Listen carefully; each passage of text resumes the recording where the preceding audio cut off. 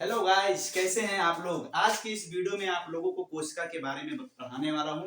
मतलब हमारा पहला टॉपिक कोशिका है। उसके बारे में उसके बाद में हम लोग नेक्स्ट मतलब कोशिका के बारे में पूर्ण जानकारी हासिल करेंगे। सबसे पहले हम लोग कोशिका का सामान्य जानकारी आज हासिल करते हैं। सबसे पहले अगर बात करें कोशिका की, तो कोशिका होती क्या है। तो कोशिका हमारे शरीर की सबसे छोटी संरचनात्मक एवं कार्यात्मक इकाई है। देखो, हमारे शरीर की अंग नहीं है, सबसे छोटी इकाई है। जैसे अगर घर की सबसे छोटी इकाई बात किया जाए तो घर के सबसे छोटी इकाई ईंट होती है, उसी तरीके से हमारे शरीर की सबसे छोटी इकाई कोशिका होती है। तो कोशिका के बारे में अगर हम लोग जानकारी हासिल करें तो कोशिका का जो नाम है वो साइटो से लिया गया है। साइटो से ही बना है, क्या बना है, साइटोलॉजी। मतलब कोशिका का अध्ययन साइटोलॉजी कहलाता है। ठीक है। अब कोशिका की खोज के बारे में अगर बात किया जाए तो कोशिका की खोज करने वाले वैज्ञानिक का नाम है रॉबर्ट हुक।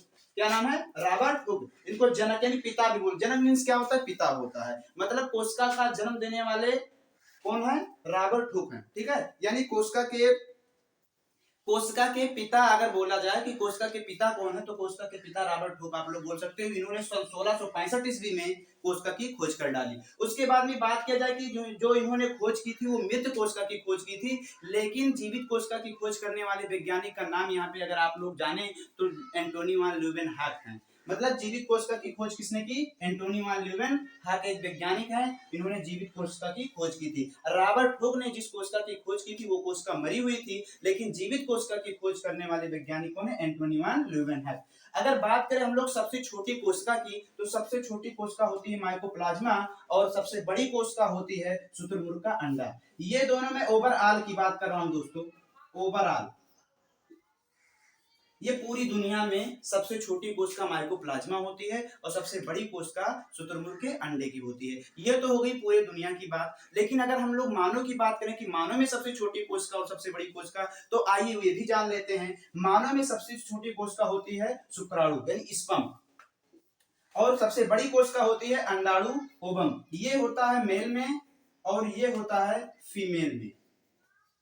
यानी पूरी दुनिया में जो होता है ओवरऑल में वो होता है माइकोप्लाज्मा और शुतुरमुर्ग का अंडा। लेकिन अगर मानव में सबसे छोटी और बड़ी कोशिका देखा जाए तो मानव का होता है यानी मेल में होता है स्पर्म और फीमेल में होता है ओवम। इतना बात समझ में आया दोस्तों। उसके बाद में आगे चलते हैं। आगे अगर देखा जाए तो मानव में सबसे लंबी कोशिका होती है न्यूरॉन की। ये हमारे ब्रेन में पाया जाता है। इसमें जानते हो विभाजन नहीं होता है, मतलब विभाजन रहित होता है। अब विभाजन रहित क्यों होता है इसके बारे में हम लोग आगे जानकारी हासिल करेंगे। थोड़ा सा हम बता देते हैं। इसमें सेंट्रोसोम नहीं पाया जाता है। सेंट्रोसोम का काम क्या होता है, सेंट्रोसोम का काम होता है कोश का विभाजन करना, तो कोश का विभाजन करना। ठीक है। तो इसमें सेंट्रोसोम नहीं पाया जाता है, इसीलिए इसमें कोश का विभाजन नहीं होता है।